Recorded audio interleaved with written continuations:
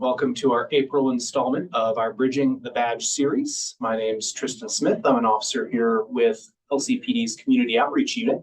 Joining me this evening is Ms. Eloisa Torres. She is a board member of the Southern New Mexico Trail Alliance, a involved party in the Southern New Mexico Mountain Bike Group, and a local educator, as well as Ms. Barbara Toth, the executive director and founder of the Vulnerable Road Users NM Group, and involved party in our local road safety. So April is obviously a time when things start to get warmer, people start to get outside. So we want to take this time to discuss our outdoor safety, road user safety, access, and our local advocacy here in Las Cruces. April is also Distracted Driving Awareness Month. This is some statistics that are tracked by NHTSA, which is why this month is made into our calendar, and Ms. Toth has some further information on that. Great, thank you, Tristan. It is indeed Distracted Driver Awareness Month all around the country. And so Vulnerable Road Users New Mexico is very excited to have a part in helping to share that message. Our organization advocates for vulnerable road users, which is the legal terminology for anyone who's not protected by being inside of a car, truck, or SUV.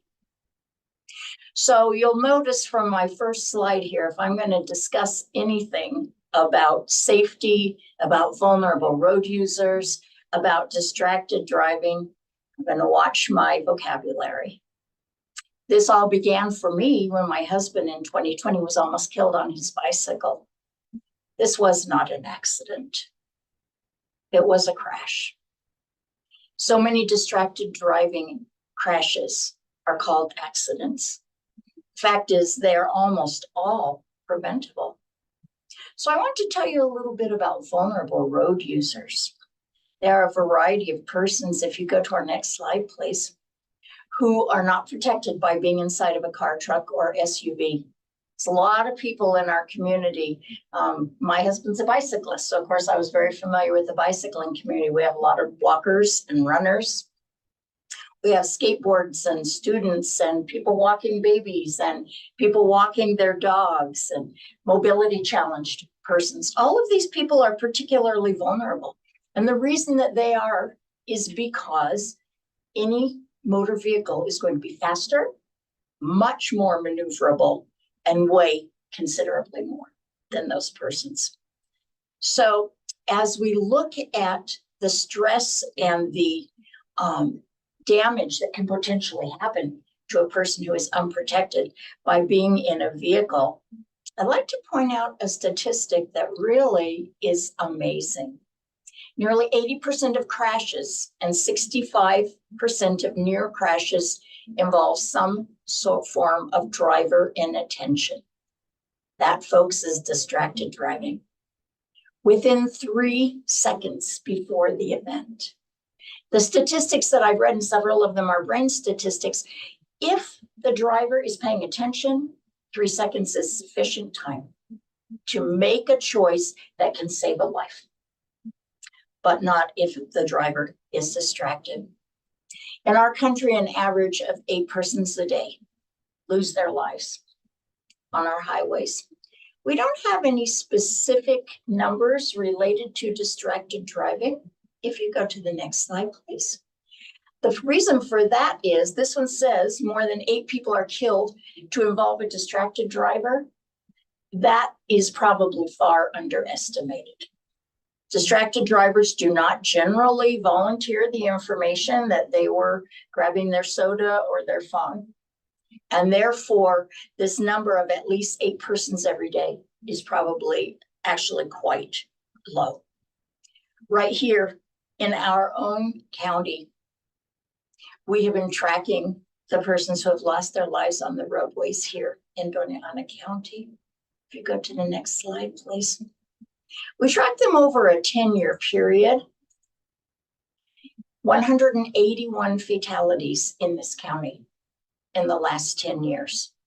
Again, we're not in a position to know exactly what percentage were distracted driving, but very likely a very high percentage. Understand that distracted driving is so much more than that phone, that texting, that taking a phone call.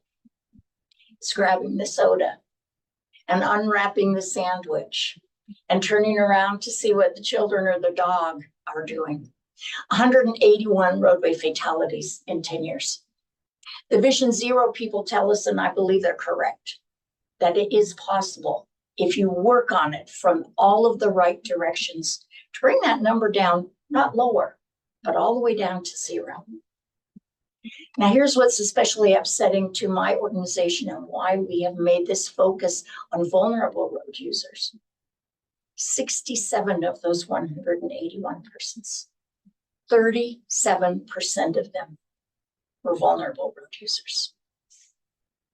If you go to the next slide, these are just the photos of some of the people that lost their lives, vulnerable road users in our community in the last 10 years. Representative walking shoes, running shoes, motorcycle boots.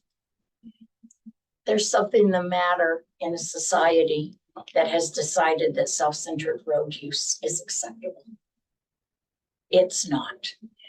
We here in New Mexico, if you go to the next slide, please, we are the deadliest state in the nation for pedestrian fatalities. Not only now, but for every year since 2016. Sadly, we come to the top and the bottom of some lists for New Mexico. And this is a very heartbreaking one. We're delighted to be working to help make that happen. And part of the work that we're doing and encouraging the people in our community to do for Distracted Driver Awareness Month, our organization has written a pledge, a safe driving pledge. It's similar to what the National Highway Institute and some others do, but we've written this one very specifically, and it's available on our website at vrunm.org. And you can take that pledge, which lets us know that you take this seriously, but it also holds each one of us accountable for making good choices and safe choices. This is a community where people regard one another highly, by and large. We need to be demonstrating that on our roads. We need to be driving responsibly. We need to be driving without distraction. We need to be respectful of those that we are sharing the road with. So if you go to the last slide, please. We share this message in our community and farther afield because we don't want the people of Doñana County and our community to end up here in the dead end. Take the pledge, vrunm.org. Thanks, Tristan. Thank you. I also am an avid cyclist, and as a police officer, also police cyclist, and I can attest that through all of these, I've witnessed a lot of the things that you're talking about, both on patrol in my police car, as well as a road user, riding around on a bicycle as a patrol tool. And it can sometimes be very scary. So thank you. Thank you for that. Moving to, how do we address this beyond just basic safety concerns and as Barbara said, being a mindful road user is getting involved in the advocacy and the education for not only our road users, vulnerable road users, but also our vulnerable trail users. We have a growing outdoor community here. We have people that are trail running, mountain biking, gravel riding, and then we have people that are using off-highway vehicles. And all of these are great, but we need to make sure that we're doing all of these activities together and safely. So to touch a little bit on that and how we can help to improve these relationships is Ms. Torres. Hello, thank you for having me. Thank you. Yes, it's good to be here. A little bit about the work that we're doing. I am a teacher at Centennial High School, and we created a space for students to come together and be involved in extracurricular activities that normally they wouldn't be involved in. And it started off as a shared space, a safe space where kids could come together and make new friends and talk about community needs and community issues and develop some projects. And then from there, I've been so privileged and honored to be able to bring what I love to do in my spare time, and that's riding bicycles. And so late last year, in the spring, we started an outdoors club as part of this safe space. And so what we wanted to do is provide students an opportunity beyond the classroom and to get outside. We've seen because of our COVID and the experiences that we've all had in 2020, 2021, I felt the need that our young people needed to spend more time outdoors. And we live in such a magical place. The borderlands, southern New Mexico, is just beautiful. And I just learned that a lot of our students didn't really know how to navigate through all these beautiful lands that we have and some of the trails that we have here. So we started the Outdoors Club, and we offer some mountain biking skills. We've got some great community partners, and we bring students together once a week, and we go out and ride bikes, and we're teaching them how to ride safely, build community, and also be involved and connected, with other organizations in the community relating to biking, as well as how do we maintain and cherish and spread conservation, right, about our lands. And so we're getting our students out into the desert and just exploring and building community among us. So our students are learning so much, and they're I think realizing that bicycling isn't just about, going out and riding on sidewalks and everything, but really understanding the rules of the road and how to not only protect their own safety, but protect other riders and be aware of drivers, and just kind of thinking about those safety measures. Be a good user, yeah, and being aware of those skills that we need to be to get home safely, right, after our long rides or walks in our community. So it's been a wonderful experience working with our students the last year and a half at Centennial. So yeah.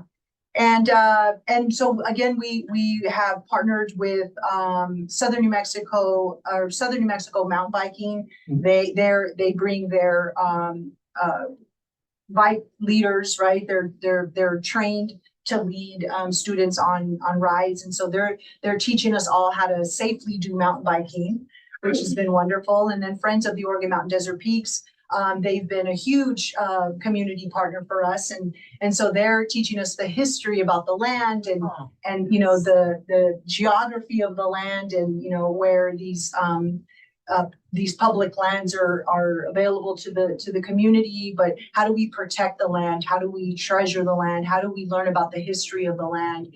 And so Friends of the Oregon Mountain Desert Peaks and Southern New Mexico Mountain Bike has been just instrumental in allowing our program to grow and more importantly, for our kids, allowing them to make connections in the community. Who are our community partners?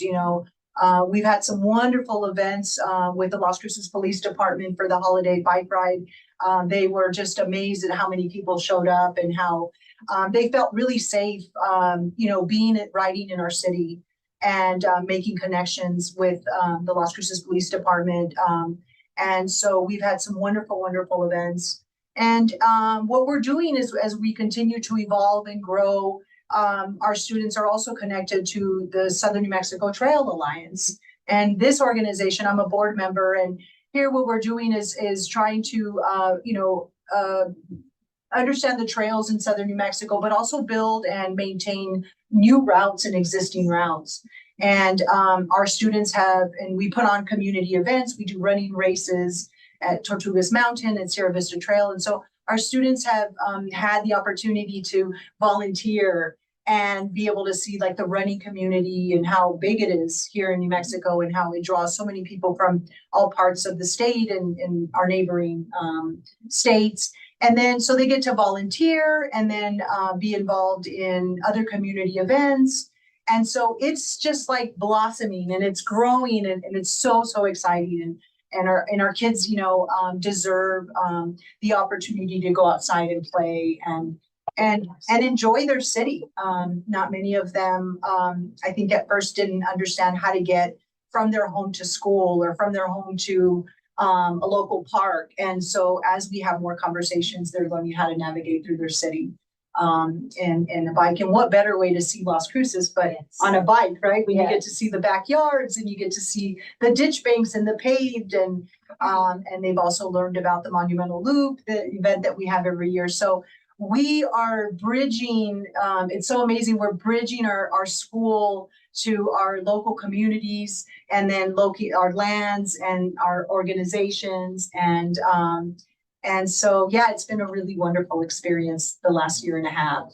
That's And we hope to continue this. Yes. awesome. I mean, it's just great to hear, starting this involvement in the education, young, so that when we're coming out of high school, we have a group that they're new drivers, but they're also new road users, Right. and they understand both, together and have Right. experiences of both. I had the opportunity to go visit the club. Mhm. And it was really fun. And yes, I got fed, which I understand is a great incentive for the students. But the thing that was really fun is I'd never met them before. And I mainly just, told them a little bit about what I do and how excited I was to hear that they were getting interested in bicycling and everything. And I was there for an hour. So many ideas. Maybe we could have this along, is it Sonoma Springs, the road that goes by the school? Sonoma Ranch. Sonoma Ranch. Maybe we could have this. Did you know, Miss, there needs to be a wider lane here? Right. Did you know, Miss, there isn't a path to my neighborhood? And it was just wonderful to hear them taking ownership, not only of participating in the bicycling, but what it takes in terms of what we in the community can do to support those things. Yeah. It was really exciting.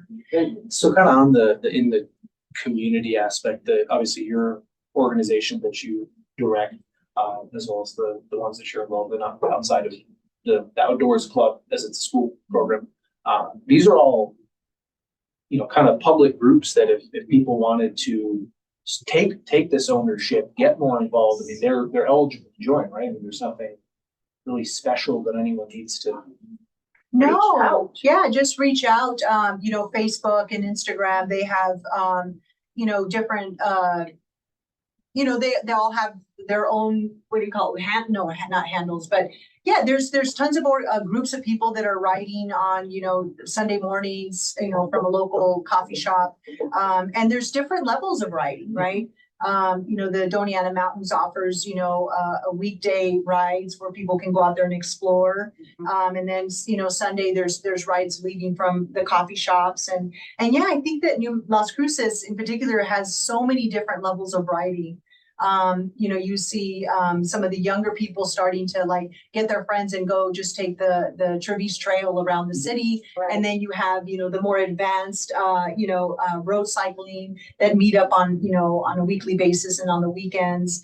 And I think it's just really interesting and fun and unique that we have so many opportunities for all levels of cycling. Yeah. And honestly, it's about building friendships and building community and camaraderie among the cycling communities, and you just reach out, search through Facebook and see what you can find. Yeah, local biking groups. Yeah. There's ton of them. Interesting. I wanted to point out something in terms of getting kids to, we wanted kids to be active, right? Mm-hmm. We want them to lead a healthy lifestyle, both our students and our parents, right? We always encourage our students to go out and ride with their parents, right? If we can teach our kids how to ride safely and mountain bikes, then we want the parents to also be engaged in their activities. But one of the things that we always talk about is that organized sports at school is great. But as a teacher, I always I've seen in my 10 years or 12 years teaching at Centennial is that students get injured. Mhm. And once they get injured, the ACLs and the knees or something, their kind of sports, time is up, right? And so I have found, and I started riding bikes late in my day. But we through cycling, we want students to adopt a sport that they can continue throughout their lives. I think that cycling is one of those unless you're like jumping off cliffs and stuff, and I don't recommend that, but like, young people need to kind of have an activity, like an extracurricular activity that isn't really harmful, right? Yeah. And so, helping students kind of build that healthy lifestyle is something that will kind of continue into their later years. I really encourage, young people, if you're at, Camino Middle School, or if you're at Centennial High School, or even Las Cruces High School has a club too, is, go get involved, go find that teacher sponsor and get involved in the hiking and the walking and the mountain bikes. Yeah. Because we have to really get our kids to engage and adopt healthy lifestyles for not just the time that they're at school, but like for a lifetime, right? Yeah. Yeah, because we need to be able to kind of have the battery running for a long time, right? Mhm. Without injuries. And so I think that's really important. And you had made the other really good point about mental health. Yes. When we went through the pandemic, when we looked at people who rode or hiked or did some of these more solitary things that they felt safe to do in spite of the need to isolate, they were not only better conditioned physically, but their mental health was better. They were and so that's a great thing that we know about outdoor activity, the fresh air, the activity itself. And so to take that to the students in this community and to help them gain all of those benefits, whether or not they know the whole list of what they're going to gain, it's all good. No, it is. So I mean, I guess, if we're encouraging the younger crowd, the older crowd, come join this community. Yet we're also here presenting all of our topics about the potential dangers. What if you had someone came to you and said, I want to get involved, what kind of equipment would you tell them to say, hey, listen, there are risks, but this is how you can mitigate it? What kind of equipment are we talking about? Well, first and foremost, I mean, any bike will do, right? But, you don't have to go out and buy a really expensive bike. But for our school, we provide bikes for our students. Our community partners have had the opportunity to collect bikes and through our grants and everything. And our school just bought some bikes. But, our club provides bikes for our students. And the goal of our club is to, as we kind of get more and more students, like this past year, we were able to give away like 7 bikes, and they're used bikes, but they were in good working order, and they were fitted correctly for students. Having a good bike that fits you well is really important. And of course, the helmets, right? We cannot go out riding, no matter if it's, in your neighborhood or if it's just to the store and back. People should always wear a helmet. And wear clothing that's reflective, that people can see you, right? If you can get something that's bright and yellow, or even a little light, or find something that people can see you, right? And that actually is a law within actually the state and city limits. Oh, yes, to be Is visible the light use after dark. Am I correct? Does the police department make bicycle lights available if people need them? We have On occasion. Yes, yeah. It's not something that we regularly purchase and provide, but there are community groups. I believe your group was involved in providing our patrol officers with lights to make contact with people who were operating in an unsafe manner and give them the equipment to. That's the other side of the safety issue. Because in what my organization does, I'm mainly looking at these vulnerable road users who are at the mercy of the larger, faster, heavier vehicle. But the point must be made that the person on the bicycle or walking or strolling with their dog, there are responsibilities there in their visibility, in the way they conduct themselves, use the roads, in the regard and respect that they show for other road users as well. And I think it can be a very polarizing topic, which doesn't help anybody. Any one of us, if we just try to be more cognizant of what we can do, that is respectful and therefore adds to the safety of all of those who are sharing the space with us. Absolutely. So we have a couple questions that have come in. One I think is directly related to you. In your experience, who would you classify as the most vulnerable user? The most vulnerable road user. Of course, my husband's a bicyclist, so I'm very sensitive to bicyclists. But as I watch around our community, there are many children that are in a vulnerable situation, especially if you're in an area where there's going to be a park or a school zone. The other thing that we have found is there are a tremendous number of persons in this community, in any community, who are either needing to have a cane because they have vision issues or wheelchairs, mobility scooters. Probably all of those people are equally and very seriously at risk. I think we're all at risk, right? Yeah, No matter, I yes, mean, even I if you're car to agree. car, Yeah. right? I And agree. we're all at risk for sure. But, you know, I have been riding bikes for a long time and I've been trying to study more and learn more about this safety on the road. And every time I take a safety course, I learn so much about, you know, making sure that I'm, you know, crossing at an intersection, right? Making sure that I'm using the crosswalk. And before I step off that sidewalk, even though I have the walking light, right? It's your turn to walk across the street, always Right. making eye contact with Yes. your, you know, looking behind you and making sure you're making eye contact. You're looking at the person turning in front of you. And so I think we're all vulnerable. And I think that the more that we can practice in making eye contact with people on the road and do you see me? Because I see you. You know, using your signals, your hand signals on a bike, you know, letting the traffic behind you or in front of you, you know, what you're doing is really, really important.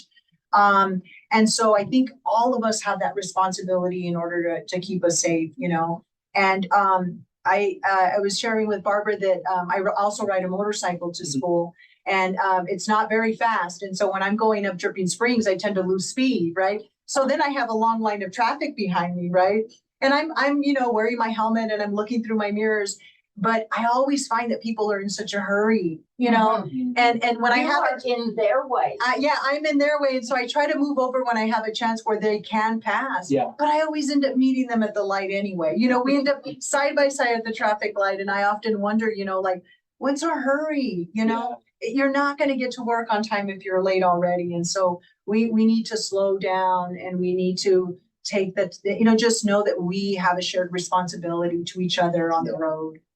We're not going to get there any faster and get there to work on time. So, you know, it's better than to be safe than sorry, right? Absolutely. Yeah. So I think it's, we're all vulnerable road users and we need to be respectful of one another. And so, I mean, something that, I know we talked about joining, you know, if you wanted to join the organizations, and we touched on that we're all vulnerable road users. Let's say someone who's going, well, I'm a vulnerable road user, but I don't necessarily have time to join one of these organizations.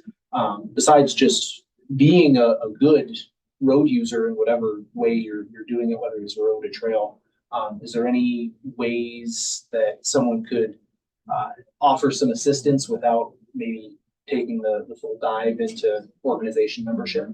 Well, we are a budding organization now. We don't officially have memberships. Okay. But we are recruiting friends and happy to have as much help or as little. I'd be remiss as a nonprofit to not say that we always need funding. That's a really practical way, and we're very transparent about how we use those funds. But if you have a lot of time and I'll put you to work, I guarantee you. If you just have a little time, I can find something that takes an hour.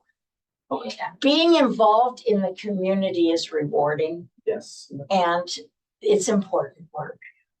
I'm always available as the executive director. It's kind of my 24-hour-a-day hat.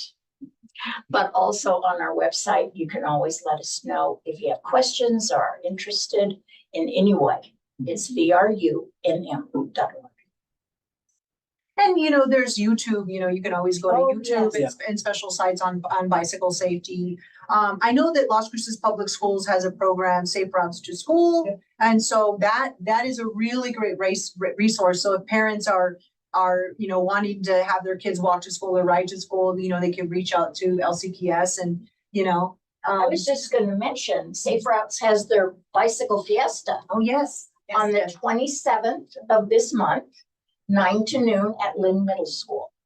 And it's bring your young ones over, maybe you're not so young ones as well. There'll be some people there that can help with bike maintenance and that kind of thing. They'll be kind of talking with the students about safety and community, all of the things that we've been talking about today. So that's a great resource for us. And I think for you, or at least for SNMTA, the Trails Alliance, I know before the pandemic, there were opportunities to work weekends. Are those coming back? Like if I have a free weekend and I just wanted to help out with trail building, trail development, they make these trails better. Yeah. So Southern New Mexico Trail Alliance just received a Trails Plus grant from the state of New Mexico. Mm-hmm. And so, again, we're going to use that as the funding to find new routes from Tortugas Mountain or a mountain, from Tortugas Mountain up to Soledad Canyon. Mm-hmm. And so the routes that we currently use, we have to kind of go in and out through the neighborhoods. Yep. And so how do we not make it so weird where there's a big group of cyclists going through people's neighborhoods, but to find alternative routes.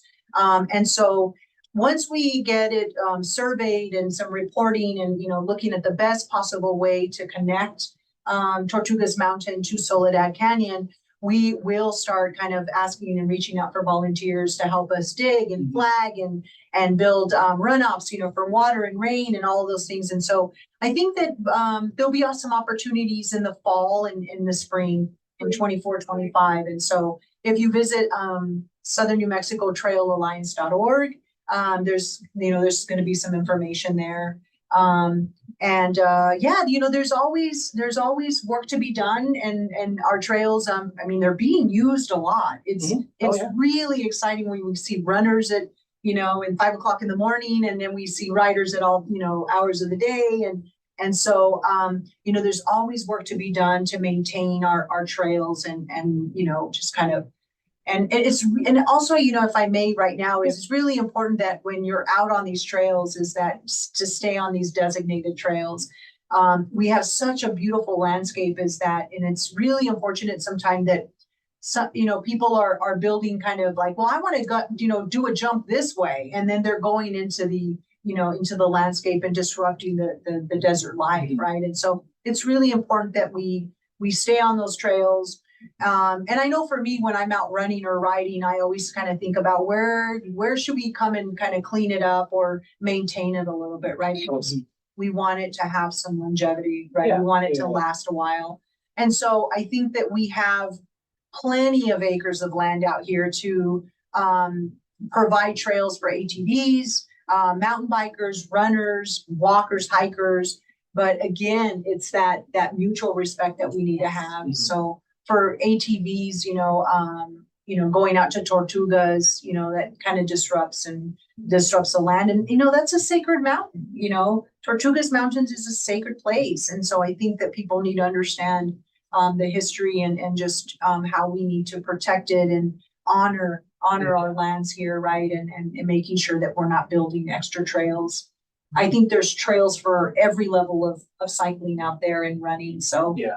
That's really important. And I think that kind of segues into a question that got asked about the laws, or I guess more in your case would be kind of policies or best practices for what protections are in place for vulnerable road users or trail users, or what are your organizations pushing as far as advocacy to be developed? Or what protections are being developed? We are pushing in particular for very specifically worded vulnerable road user legislation. Because that doesn't really exist. It doesn't exist. In a few states it does. In ours it does not. And even in the states where it exists, it's not working yet because people have not figured out what that needs to look like. But there need to be, we do have plenty of laws that show that it is legal for road use by other than cars, trucks, and SUVs. But we are really in need of some very specific vulnerable road user laws. We're going to be meeting with legislators. That's a wonderful place that people can get involved. Come and have coffee. Sit and visit with Angelica Rubio, who will represent us so well with these kind of things. But we are at a great disadvantage by not having that spelled out. Yeah. And then just as what will need to be the next step in that process, because we've watched it now in some of the states that do have vulnerable road user laws. The good ones make provision for consequences that are seldom enforced. And so having the law and failing to prosecute or barely prosecuting is hurting the cause. Is hurting the cause. That's as a member of law enforcement, I think across the board, that goes to any law. Exactly. And so I think that's kind of hurting the case a lot. It's interesting, it comes up when I speak to young drivers. They want to know how seriously so-and-so is going to have to pay for their carelessness that took the life of an 18-year-old motorcyclist. And I'm ashamed to have to tell them not much, if anything.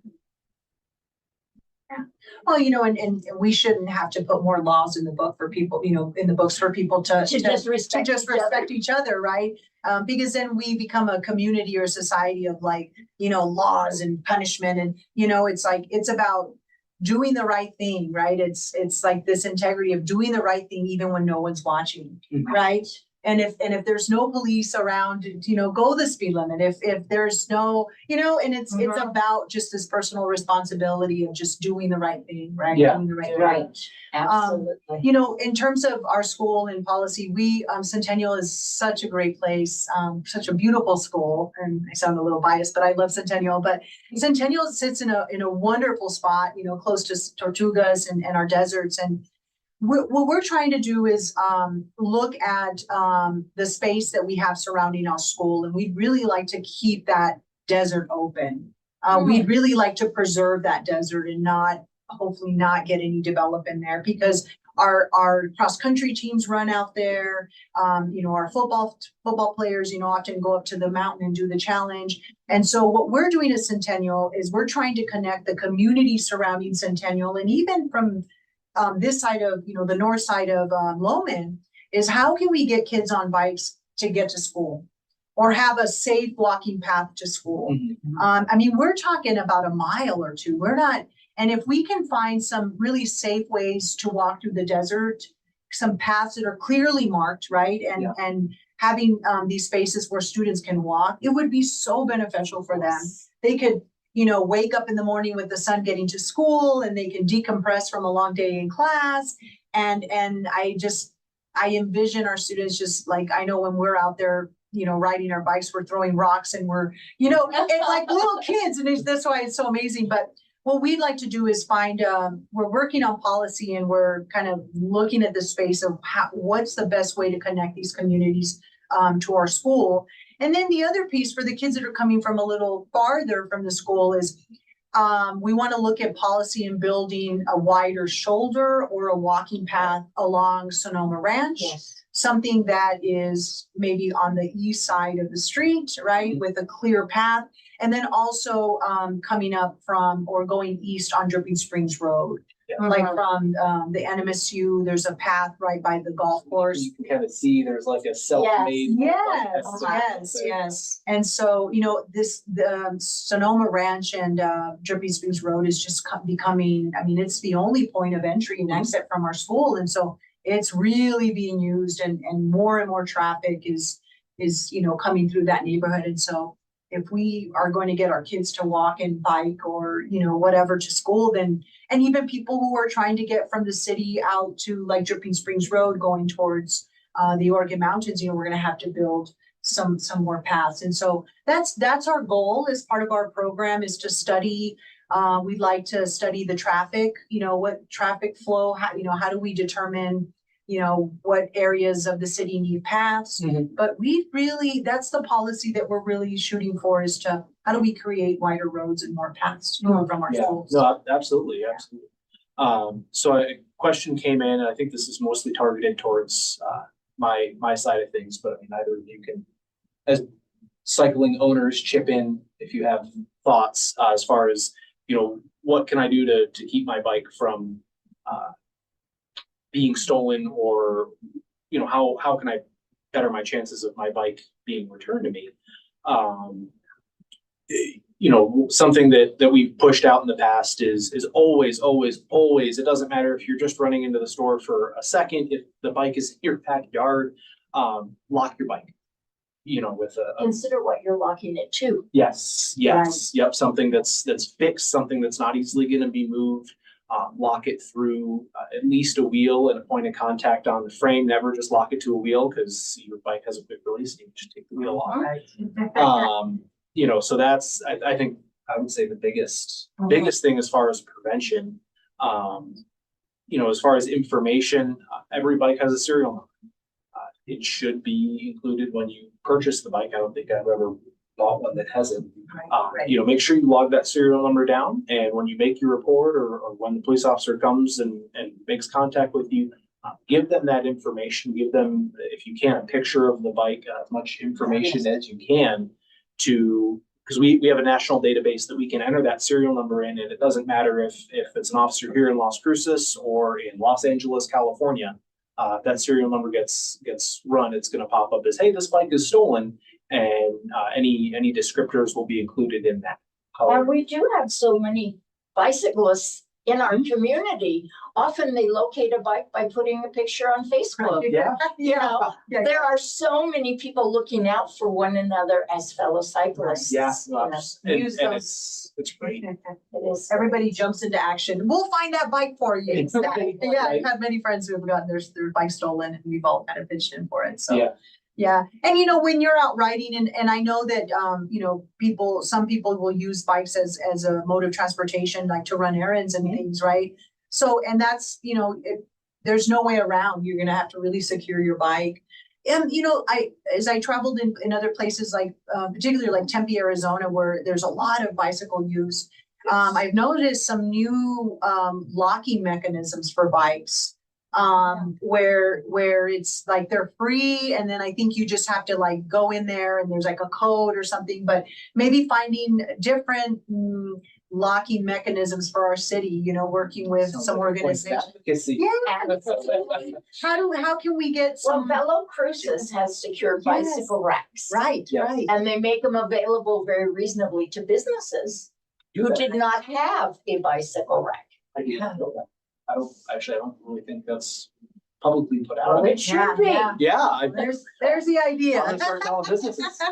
Yeah. And that's really important for businesses to have these bike locks, right? Mhm. Places to lock their bikes. But if you're gonna go out and ride your bike, take your snacks with you, take plenty of water, so you don't have to stop at the stores. Not that we don't want to spend money at our stores, contribute to the local economy, but taking, what you need, so you don't have to like jump off your bike and run anywhere. That's really important. And again, don't take any chances of leaving your bike out on the balcony or on the back of your car. Always secure it. And if possible, put it in your car. If you can, do a quick release on the tire and put it into your car. I mean, we're all vulnerable to many different things, but just using some common sense and making sure you're locking it, and please don't steal any more bikes. Right. I'm sure you can go somewhere and get a free bike without having to steal a bike, so I don't know. Yeah. Great. And lastly is, let's say we're encouraging people, get out here. And so I go in my shed and I find that bike. It's been there for years. I go, I should ride this, right? I'm hearing all these safety concerns about me riding on the roads. Do I really want to take this thing out here? Do either of you have any local resources, or I can? Are you familiar with the Hub? I've heard of it. Okay, well, let me tell you about them. It is an outreach of Fellow Cruces, which is a nonprofit here in the city.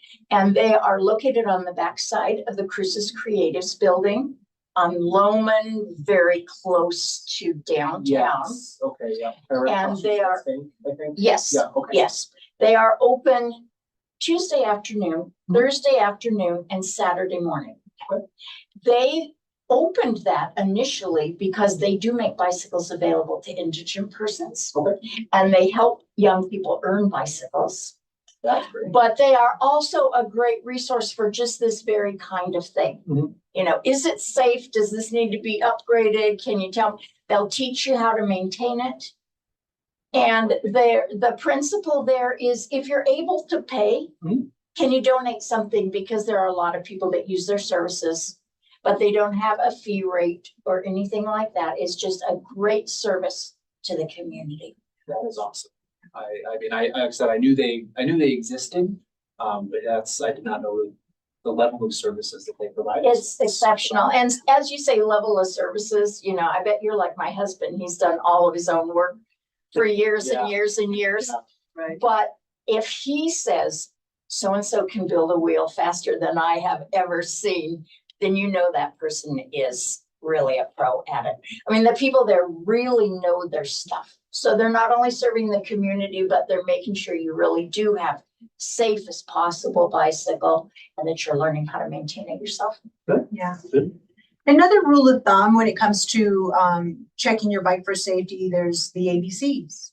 Mhm. So before you go on ride, you want to check the air in your tires. Make sure you have plenty of air and, you know, really kind of push down on your tire and make sure it's aired up completely. And then B is brakes. You always want to check, make sure your brakes are in working order. So, you know, standing by your bike, pressing your brake, your back brake and dragging it, and then checking the front one and making sure. And then your chain, right? Because if you're on a bike that has gears, you want your chain to be able to shift, you know, efficiently, right? And so if you're in a traffic jam or, you know, you're trying to ride and your chain isn't up to par, Mhm. you might have a little trouble shifting gears, and that Yeah. might cause an accident. Right. So making sure that, you know, you have plenty of chain oil and it's nice and smooth and everything, and making sure that your tire is, you know, your tire is it's tightened Mhm. to the bike, and you know you can kind of shake your front tire and just make sure that you're, you know, riding a proper size bike, right? You don't want to be like 7 feet tall and ride a child's bike. So making sure that, you know, you have a good comfortable fit on the bike. You know, as you extend your leg when you're pedaling, your knee should be slightly bent, and just kind of, you know, feeling the bike is just comfortable enough for me to ride, and can I stand up and can I sit down and pedal, and so again, there's a lot of great YouTube, lots of websites out there to help, you know. But any bike will do. Just doing the ABCs before you go out on a bike, I think, ensures safety. I was also going to comment about the hub. Mhm. If you go to your shed and you find that bicycle and you are not going to use it, the experts at the hub will get it up to par. They'll let a student or anyone who is in need of a bicycle earn that bicycle by doing community service. That's great. It's a That- great opportunity. So don't let it sit in your garage if it's not going to get used. Yeah. They will see that it is safe and under the feet of somebody who will really enjoy it. Good point. Good. Yeah. Well, I mean, I think that kind of wraps up most of the things that we needed to Thanks touch for on. having us. Yeah. Well, thank you guys. I appreciate you coming in. There's a huge movement in Las Cruces when it comes to bicycle and outdoors. And it's It's an great. exciting place. Great. Yeah. Thank you for everybody who contributes to this beautiful place Yes. called home. Yeah. Thank you all for watching.